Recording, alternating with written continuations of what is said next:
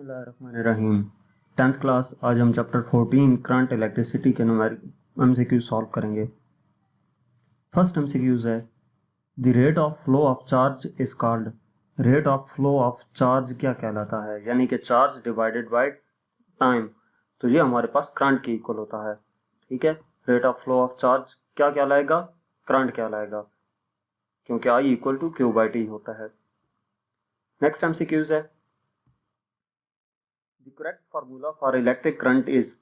Electric current के लिए correct formula हमारे पास क्या है, क्यू इक्वल होता है आई टी के, तो उससे आई इक्वल आ जाता है क्यू बाई टी के, यानी कि बी ऑप्शन ठीक होगा। एमसीक्यूज नंबर 3 है the SI unit of current is. Current का एसआई यूनिट हम इसको फार्मूले की मदद से कैलकुलेट कर सकते हैं, और वैसे जो हमारे पास जो साइंटिस्ट था एम्पेयर, उसने अपने नाम की बेस पे करंट का एसआई यूनिट एम्पेयर रखा था। वैसे आप इसे करंट के फार्मूले से फाइंड भी कर सकते हैं। नेक्स्ट एमसीक्यूज है if 100 coulomb charge passes through a conductor in 2 seconds then current will be. 100 coulomb charge pass कर रहा है एक कंडक्टर से 2 सेकंड्स के लिए, तो करंट कितना होगा। ये करंट हमारे पास 5 एम्पेयर के इक्वल होगा। कैसे, हमारे पास चार्ज 10 कूलम है, टाइम 2 सेकंड गिवन है, आई कैलकुलेट करना है, तो I equal to q by t, यानी कि 10/2 ये 5 एम्पेयर आ जाता है। एमसीक्यूज नंबर 5 है if electrons move from low potential to high potential in a circuit they will gain energy, loss energy, same energy, have zero energy. कि जो electrons हैं वो लो पोटेंशियल से हाई पोटेंशियल की तरफ मूव करें एक सर्किट में, तो वहां पर क्या होगा, वो एनर्जी लॉस करेंगे। ठीक है, लो पोटेंशियल से हाई पोटेंशियल की तरफ जाएंगे तो एनर्जी लॉस होगी। नेक्स्ट एमसीक्यूज है the correct formula for EMF is. EMF का करेक्ट फार्मूला क्या है। ईएमएफ इक्वल होता है वर्क पर यूनिट चार्ज के, यानी कि इक्वल टू डब्ल्यू बाई क्यू, तो सी ऑप्शन ठीक होगा। एमसीक्यूज नंबर 7 है the SI unit of EMF is. EMF का एसआई यूनिट वोल्ट होता है। MCQs number 8 the correct formula for Ohm's law is. Ohm's law का correct formula V equal to I R है, तो b option ठीक होगा। Next MCQs है the SI unit of resistance is. Resistance की SI unit ओम होती है, तो सी ऑप्शन ठीक होगा।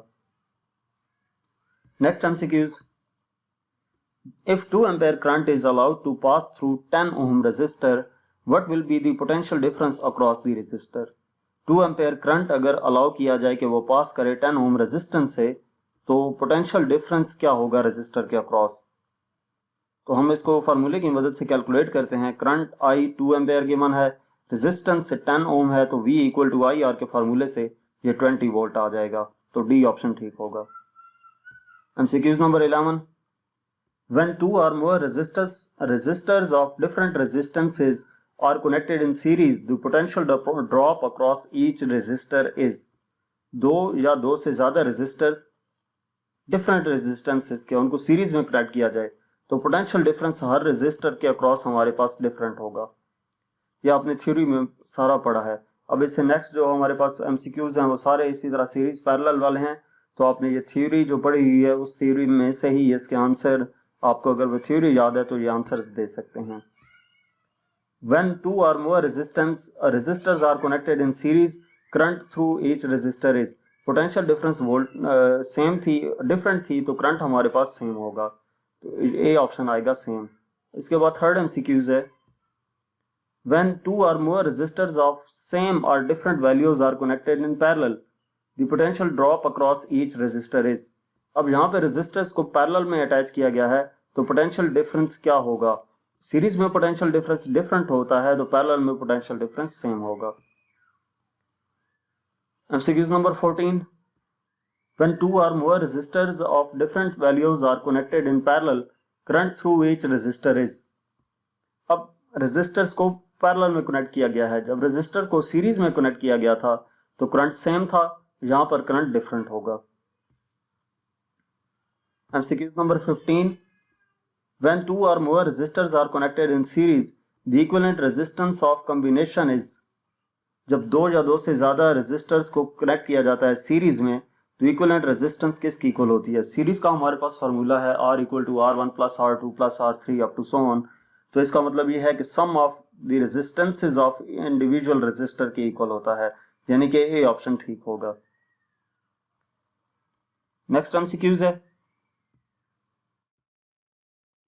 3 resistors 2 ohm 3 ohm and 5 ohm are connected in series। ये 3 रेजिस्टर सीरीज में कनेक्ट किए गए हैं, इनकी इक्विवेलेंट रेजिस्टेंस क्या होगी? तो इक्विवेलेंट में हम सिंपली तीनों को ऐड कर देते हैं, 5 + 3 + 2, तो ये हमारे पास 10 ओम रेजिस्टेंस इसका आंसर आ जाएगा।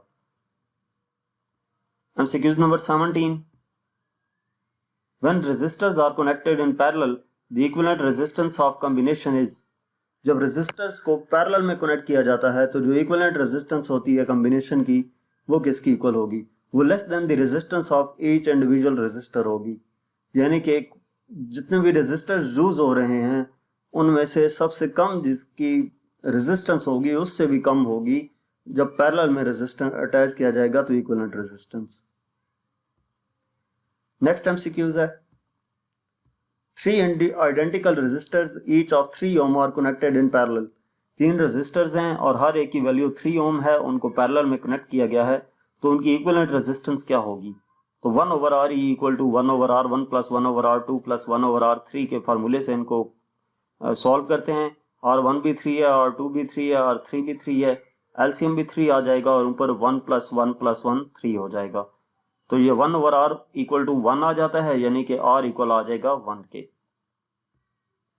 इसका यहां पर रेसिप्रोकल लिया तो R इक्वल आ जाएगा 1 के।